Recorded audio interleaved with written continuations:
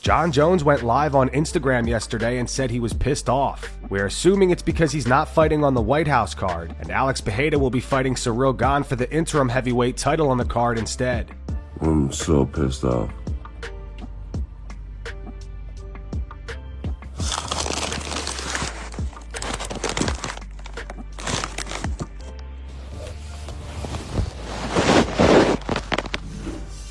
Ariel Helwani thinks Jon Jones has every reason to be upset with the UFC. He revealed today that Jon asked for $30 million to fight Alex Pereira on the White House card, and the UFC wanted to give him around $15 million, the same as Conor Benn is making for one fight in Zuffa Boxing. However, both sides could not come to terms. Jon Jones has every reason to be upset.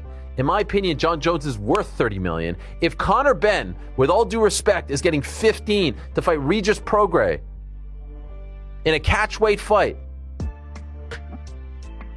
Jon Jones is worth 30, and Conor McGregor is worth 75.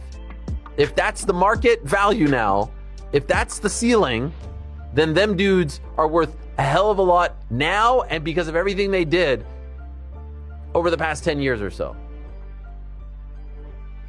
Like, Conor Benn, Jon Jones ain't the same as far as drawing power, I'm sorry, and as far as resumes. So what they've done now is, that's the new number. Because all these fighters, the top ones, are saying, wait a second. And they're saying, yeah, you can have that number too. But the problem is, they all know that they're way bigger stars. So I think they took these guys for fools or something like that. Because I can guarantee you they're going to come with that number to Conor McGregor and he's going to be like, what? Are you kidding? I could almost tell, I'm not even in the meeting and I can tell you this is going to happen. I think Conor Benn himself would agree with me. Would he not? Just in terms of what they've done and who they are and their track record and drawing power. Here was Tom Aspinall's live reaction to the UFC announcing Alex Pereira versus Ciryl Gane for the interim heavyweight title at the White House. Tom says he wants to fight the winner. You obviously thought it was going to be Jon Jones, and now Gane's got that fight. Do you feel like he's almost been rewarded a bit for what's happened, or? I mean, who else is going to fight though? The division's on it. So there's not many big fights to make, is there? So got to do what they got to do. Right. Just took in the information. Ciryl Gane, Alex Pereira. Obviously, I'm going to fight the winner of that. So just waiting now to be given the green light, the all clear from the doctors to start training properly again. As soon as we can start training properly again, full contact in the gym, we will be getting a fight date booked to fight the winner. So just waiting for the clearance to be medically cleared now, and then we go. So it's a case of you guys contacting the UFC and just giving them... Exactly. As soon as the doctor clears me, we'll let the UFC know, and we'll be looking to book a fight as soon as possible. Last week, news broke that Tom Aspinall has signed with Eddie Hearn's Matchroom Talent Agency. Eddie says Tom was shocked when they first approached him. Look, Dana wasn't really coming out in support of Tom Aspinall after everything that happened. If you watch that incident back, particularly in slow-mo, it's absolutely brutal. And Tom's had 3 operations on his eyes. 3. And I just feel he's been just a little bit sort of chastised to the point where it's like the narrative spun is, oh, well, he quit and he shouldn't have carried on. The guy literally had his eyeballs scratched out in a fight. Watch it back. And this guy is, by the way, has no quitting him. He's a monster. Tough. And I think when I met Tom Aspinall, I actually met a guy that was a little bit broken mentally. Like he was almost shocked that we had an interest in him. It's like, well, even after everything that's happened, I'm like, mate, get your mojo up. You're the UFC heavyweight champ. You're the baddest man on the planet. Walk it like you talk it, son. And he's like, even today I see the difference in him in 1 week. Chests up, standing proud. Like, you're a star. And, now he's got the backing. Sometimes you don't have that kind of powerhouse and that backing. And we got to make sure that he gets that. Last week, news broke that Francis Ngannou was released by the PFL. Today, Netflix announced that Francis will be fighting Felipe Lins on the Ronda Rousey versus Gina Carano card. Hey guys, rumors are true. I'm joining the Rusev Carano MMA fight on Netflix. I'll be entering the cage to fight Felipe Lins from Brazil. MVP is the promoter, so who knows? Maybe this means I'm one step closer of knocking out Jake Paul too.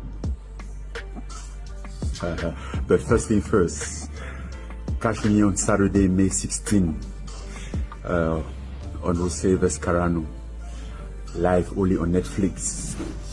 Yesterday, rumors were circulating that the fight on the White House card that fell through was Ilia Topuria versus Islam Makhachev.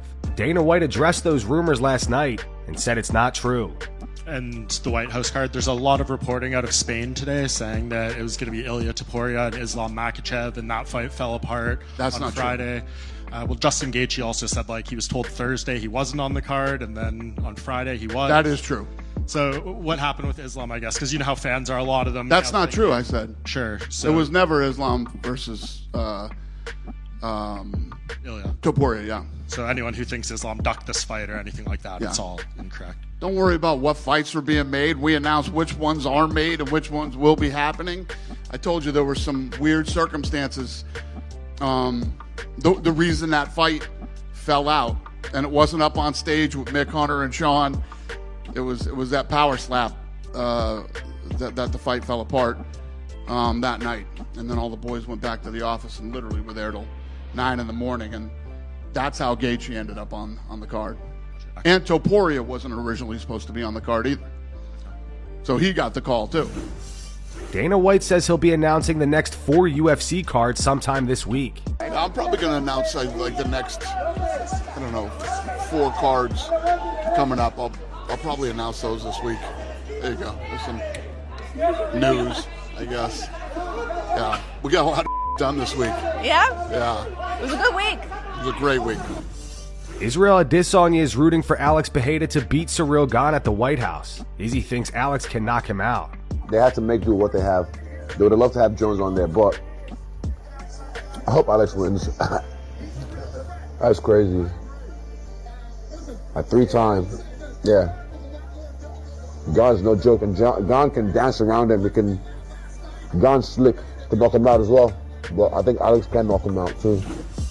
Jorge Masvidal has reportedly withdrawn from his grappling match against Shara Bullet. Shara posted this to his Instagram. He wrote, "You made the right decision, running away from meeting me on March 11th in Rio, because after that trip, you might not have come back the same man. You would have had to answer for the words you sent my way, and deleting that video wouldn't have saved you anyway. So it's better you party in Miami, lay on the beach, drink your juice and water, and don't try to swim too deep. Better stay on the shore, or even better, don't go into the water at all. Because meeting pirates, it's not the same as fighting bums in some backyard. Be careful, and don't say things like that again, because the wind you're blowing only fills my sails." Tim Welch explains why Sean O'Malley is fighting Arman Tsarukyan on the White House card, and not Corey Sandhagen. A lot of people are complaining that it wasn't Umar or Corey Sandhagen. Like I said, we don't make those choices. We don't make those choices. You don't know what the UFC's thinking. There's people that they've given big opportunities before too. Big opportunities. And they don't capitalize on the opportunities. But like I said, we had no choice. We have no choice. The UFC comes with us an offer. We say yes. And that's what happened. Sean O'Malley appeared on Matan Evans' podcast yesterday and got roasted for losing to Merab twice. Sugar Sean O'Malley, UFC world champion, undefeated. Undefeated? Are you sure? You thought tapping would lose the round only, or how did that work? I lost 1 time. 1? What about the other one against Merab? Got the job done. Okay, I like that bit you have going on. People want to see the trilogy. There's no reason to do the trilogy because it's 2-0. What will you do next time? Probably just crack him on the chin. That was probably the same plan as the first 2 times though, right? Did you dye your hair rainbow to take it back from the gays? Have you ever done drugs? Completely sober. What about you? Yeah. Is that when you decided to get the tattoos all over your face? That was 100% sober. That was sober? Yeah. So maybe you need to be on more drugs. No, I do smoke marijuana again. You're back on it? Oh, yeah. Do you think quitting was a good idea in the first place or no? I wouldn't call it quitting. It was quitting, but it failed. Ilia Topuria never accepted your call out. Do you think you would beat him in a fight? Mm-hmm. Yeah, I don't know about that. He is number 2 pound for pound, but he's still 5'4". You know what I mean? You lose to the smaller guys. What's the benefit of being tall if you're going to get beat up by a midget anyway? Arman Tsarukyan previews his upcoming fight against Sean O'Malley at the White House card. Hey everyone, so some big news just dropped last night. I'm going to be fighting Sean O'Malley at UFC's Freedom 250 event at the White House on June 14th. It's gonna be a title eliminator, and I'm gonna be representing Canada on the world's biggest stage for the world's best MMA promotion, the UFC. Get a chance to fight at such a historic spot against a former champion like Sean O'Malley is a blessing. And I'm grateful for this opportunity. I wanna thank God for putting me in this position. Thank my incredible family, my teammates at TriStar Gym, and every one of you who's helped me along the way in the last 20 years. We're gonna share this moment together. Canada, we're headed to the White House, and I can't wait to perform. I'm gonna fight my heart out. It's gonna be fireworks all night in that cage for me, and I can't wait to see you guys there. Justin Gaethje says he was told on Thursday that he would not be fighting on the UFC White House event. However, just one day later on Friday, the UFC contacted him again and said he might actually end up on the card after all. 2 days ago, I got a call and they said, "You're definitely not fighting on the White House card." So I was like, Wow, really? Okay. And then yesterday I got a call and they said, "You might hear something. You might be on the White House card." And I was like, "How are you going to go complete 180 turn on me?" And then today I found out that I was on it. I didn't know if I was main event. Really? Oh, so it was a big secret. Even the fighters really didn't know. Charles Oliveira says he would prefer a lightweight title fight over a matchup with Conor McGregor. Sometimes, I ask you about Conor McGregor and that doesn't happen, but it does seem like the situation is there that it's possible. Is that something that is even on your mind? Do you think about that? What is your reaction to even just the name Conor McGregor when he throws out there BMF, 170 pounds? Is that even on your radar on a night like this? For real, I won the title. I won that lightweight belt, and that's what I want. Listen, I did what I needed to do. I got it. That's what I want to do. And I tell people this, let Diego figure this out, okay? But if it's maybe for something or maybe for the money, we'll do it. I think he wants it more than I do right now, doesn't he? Dana White reveals Islam Makhachev currently has a hand injury. When can we expect to see Islam Makhachev back?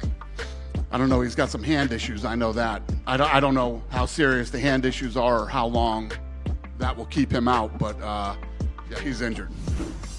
Arman Tsarukyan is set to face Muhammad Makhachev in a grappling match at Hype Brazil on March 11th. Arman was initially scheduled to rematch Giorgio Poulos on the card, but that matchup has been pushed back. The two are now expected to wrestle again at RAF 7 on March 28th. After it was announced that Conor Benn signed with Zuffa Boxing for $15 million for a single fight, many UFC fighters came out saying the news bothered them, including Tom Aspinall, Israel Adesanya, Max Holloway, Michael Venom Page, and Sean O'Malley. Dana White has responded to this and says fighter pay will be quote-unquote just fine over the next 7 years. Look, the Conor Benn signing for Zuffa Boxing or the one-off ring show for $15 million has expectedly got a reaction from UFC fighters who see the $15 million figure. Now, I know that Mark Shapiro said that's Turkey's money, but what would you say to UFC fighters who see Conor Benn earning that sort of money and maybe being a little bit frustrated? Well, listen, everybody, why is it a bad thing when guys make more money? You know what I mean? It's never a bad thing when guys make more money. It's always a good thing when there's more money in sport. And since 2001, fighter pay has gone like this nonstop. Obviously, we just got, a great television rights deal. I promise you that fighter pay is going to be just fine over the next 7 years. And that's going to wrap it up for the news. Thanks for watching. For daily MMA news and content, subscribe to Full Mount MMA and click the bell icon to be notified when we post videos. Here are the 3 top comments from last video. The first one's in reference to Dana White saying he was unhappy with Arman Tsarukyan. It's from Yeah I Said. It says, well, Dana, we're not happy with that White House card. The second one's from J.34. It says O'Malley called out everybody apart from Corey Sandhagen. And the final one says Dana at this point has zero credibility. Those were the 3 top comments from last video. If you want to be featured in the next one, all you have to do is comment down below. And if you missed yesterday's news, click the video on screen right now to get caught up.